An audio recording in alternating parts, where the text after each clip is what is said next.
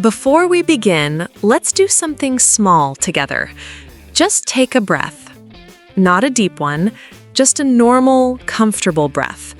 Because if your mind feels a little noisy right now, if your thoughts feel busy, or if you've already overthought something today, you're exactly where you need to be. Welcome to FluentX English channel. I'm Sarah. And I'm Mike, and we're really glad you're here with us today. This channel is a calm space, a place where you don't need perfect English, a place where real thoughts, real feelings, and real conversations matter. And if this is your first time here, you can gently like the video and subscribe to FluentX English channel. Just a soft reminder, no pressure at all. All right, let's begin. Today, we're talking about something almost everyone experiences, but very few people talk about openly. Something quiet, something invisible, something that lives inside your head. Something that keeps you awake at night. Something that makes simple decisions feel heavy. Something that turns small moments into long mental conversations. We're talking about thinking problems. Overthinking, negative thoughts, worry, mental noise, confusion. So, Mike, how's your thinking today? Still loading. That slow? Very slow. My brain feels like it needs a system update. Maybe version 3.1 this time? Mine too. I woke up today and my brain started talking before I even got out of bed. About something important? About everything. My schedule, my messages, my plans, and somehow my breakfast. Your breakfast? Yes, I stood in the kitchen thinking, eggs or oatmeal? Oatmeal or toast? And why is this decision suddenly stressful? That's not breakfast. That's a full meeting with your mind. Exactly. And that's how thinking problems begin. Thinking problems don't usually start big. They start small, quiet, almost harmless. A thought appears, then another one joins it, then another. And suddenly, your mind feels full. People often think they're the only ones who think like this. They're not. We all do it. Some people replay old conversations. Why did I say that? Why did I laugh like that? Why did I wave like that? Yes, the wave analysis. A simple moment becomes a memory loop. And the mind keeps pressing replay. Another common thinking problem is overthinking messages. Especially short ones. Like when someone replies with just, okay. Yes. The most confusing word in human communication. You read it once, then again, then you zoom in. You think, why so short? Why no emoji? Are they upset?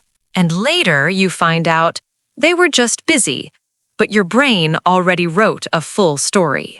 This is another thinking problem many people have. Making small things feel big. A small mistake becomes a disaster. A short silence becomes rejection. Your brain goes from 0 to 100 very quickly. And that speed is exhausting. Another big thinking problem is living in the wrong time. Yes, thinking too much about the past or worrying too much about the future. And forgetting the present moment completely. Your body is here, but your mind is somewhere else. We're not talking about thinking problems to make them disappear. We're talking about them to understand them. Because when you understand your thoughts, they lose some of their power. And when you can describe them in simple English, you feel calmer and more in control. Let's talk about one of the most common thinking problems: overthinking. Some people don't just think, they overthink, rethink, and then overthink again. And by the end, the problem feels much bigger than it actually is. Here's the good news. You don't need complicated English to talk about overthinking. You can say, I'm overthinking again. My mind feels busy. I can't stop thinking about it. I'm stuck in my thoughts. Simple sentences. Very natural. Another thinking problem is thinking too fast. When your thoughts feel like they're running, Like a train that won't stop. or a video playing at double speed. When this happens, you might feel stressed, distracted, or tired. Even if you didn't do anything physically. You can describe this by saying, "My mind is racing. I can't focus. Too many thoughts at once." And then there's the opposite, Thinking too slowly, especially in the morning. especially before coffee. You can say, "My brain is slow today. I need a moment to think." And that's okay. Thinking problems love nighttime, Yes. You lie down, you close your eyes. and your brain says, "Let's remember something embarrassing from years ago." Exactly. The quiet makes thoughts louder. Another very common thinking problem is imagining the worst. Your boss says, "We need to talk tomorrow." Your brain says, "This is the end." And in reality, They just want to ask a question. but your mind already created a movie. Here's something important to remember. Thoughts are not facts. But they feel real. And when we don't notice them, they control how we feel. The goal isn't to stop thinking. The goal is to notice thinking. To say, "Okay, my mind is being dramatic right now." That moment creates space. You're learning how to understand your mind. You're learning words for feelings you already have. And that makes your English more natural. Because real English is about real thoughts. In part 2, we'll talk about what-if thinking, worst-case scenarios, mind reading, negative self-talk. And we'll show you how to talk about all of this calmly and clearly in English. Take another breath. You're doing great. So, if part 1 felt familiar, that's not a coincidence. Thinking problems have a way of making us feel alone, even though almost everyone experiences them. Yeah. The strange thing is, we rarely talk about what's happening inside our heads. We talk about work, we talk about plans, we talk about problems. But the thoughts behind those problems, usually hidden. So, in this part, let's gently open that door a little more. Let's start with one of the most common thinking patterns. What-if thinking? Those two words can change your whole mood. What if I make a mistake? What if I say the wrong thing? What if they don't like me? And somehow your brain always chooses the scariest answer. The problem with what-if thinking isn't curiosity. It's imagination without limits.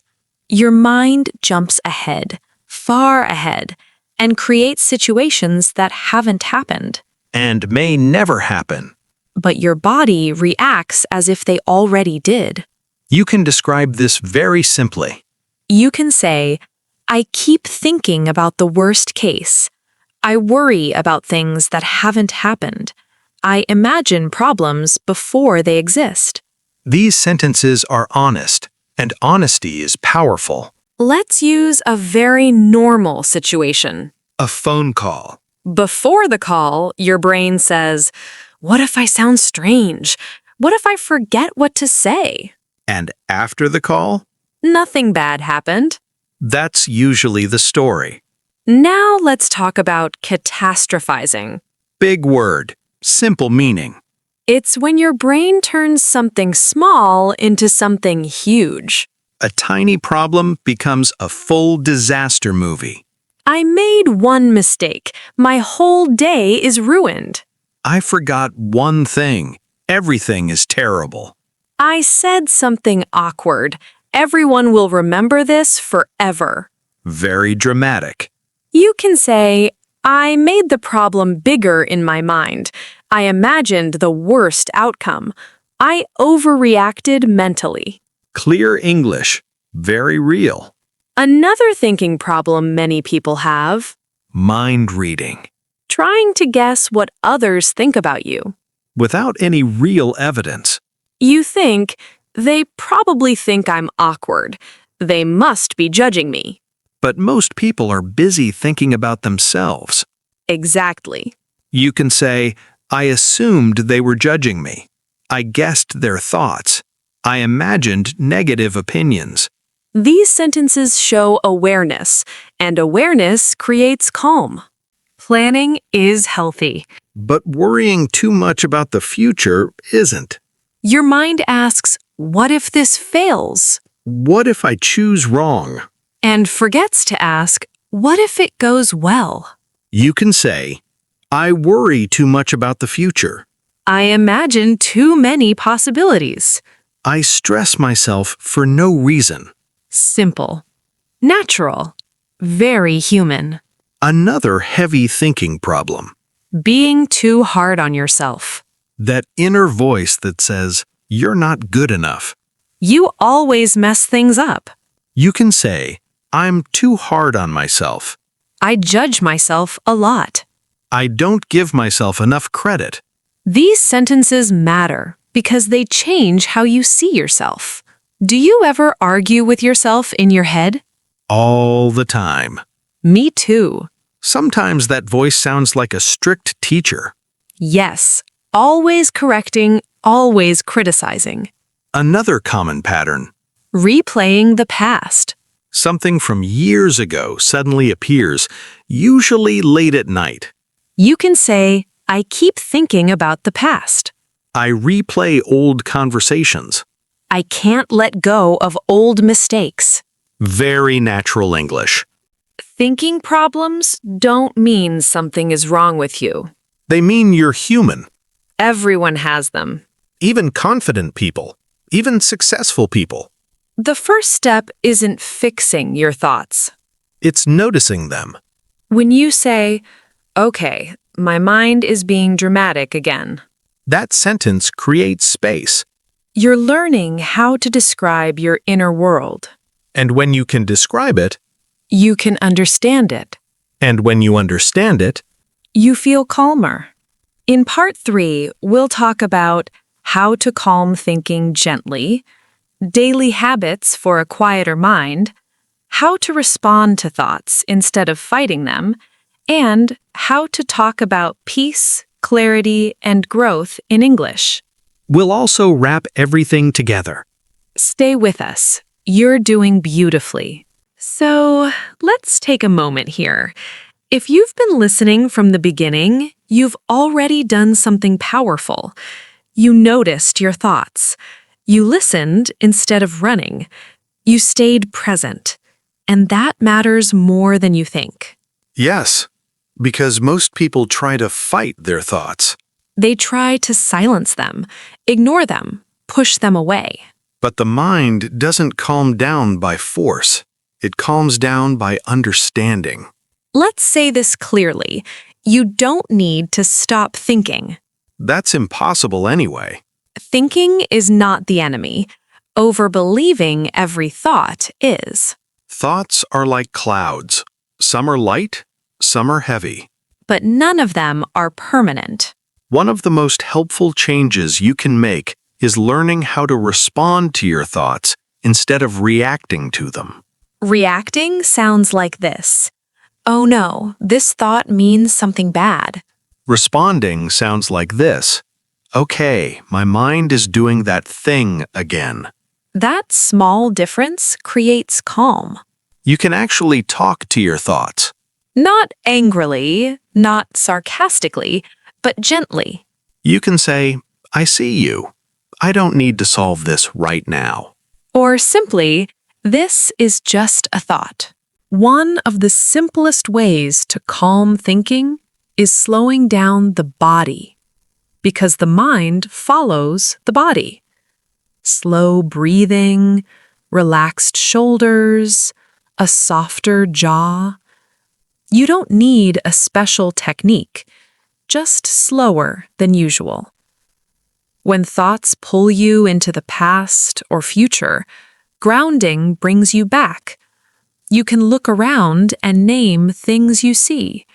A chair, a light, a window. This tells your brain, I'm here, I'm safe.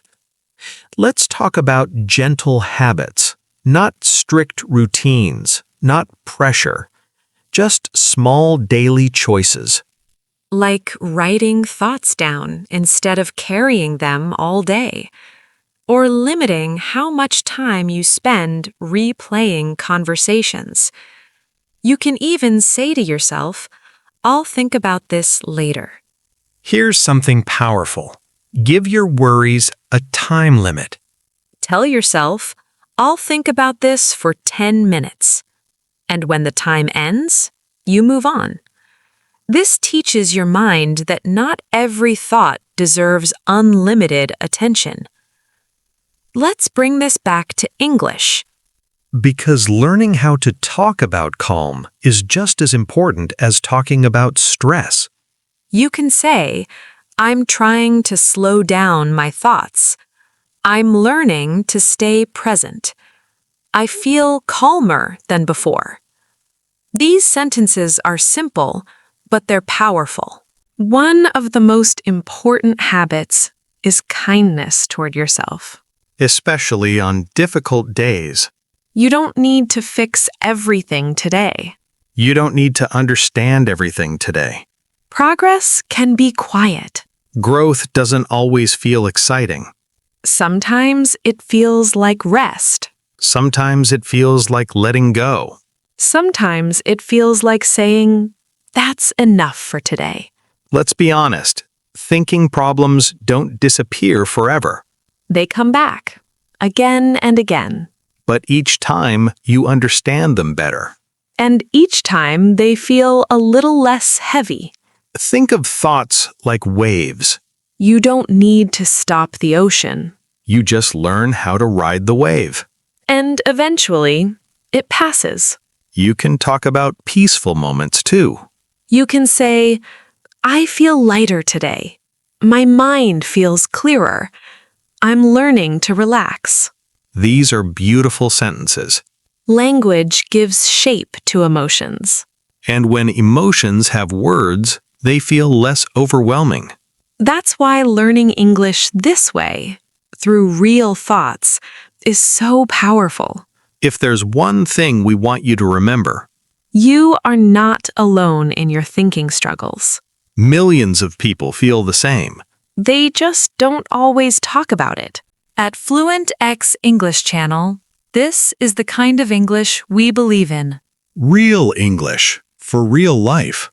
English that helps you speak and understand yourself better. If this video helped you even a little, you can gently like and subscribe to FluentX English channel.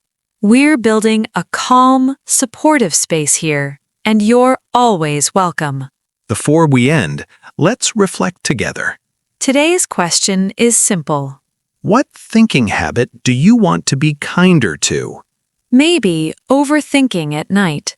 Maybe worrying about the future. Write your answer in the comments. Simple English is perfect. Remember, your thoughts don't define you. Your awareness does. Your effort does. And your willingness to learn does. Thank you for spending this time with us. Be gentle with your mind. Be patient with your growth. And we'll see you in the next video here on FluentX English channel.